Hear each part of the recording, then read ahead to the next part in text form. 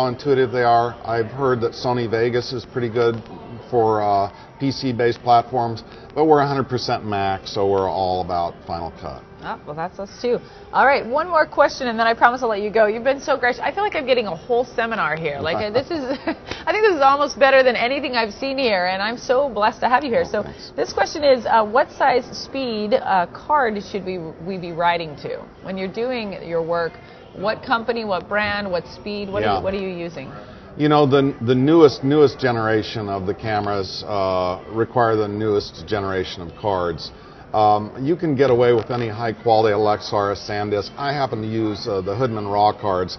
There was a good card review a few years back on dpreview.com, and the Hoodman RAWs seem to be like mil-spec cards, and I use 16 and 32 gig versions of those, but I'm now testing the new 1DC, and it demands an even more current generation, so I'm going to go suck up to all the card people, and I'll post my findings on brucedorn.com. Fantastic. All right, let me make sure. I don't want to leave anybody hanging, but there's we have questions rolling in like crazy. I want to make sure there's nothing really important that I missed.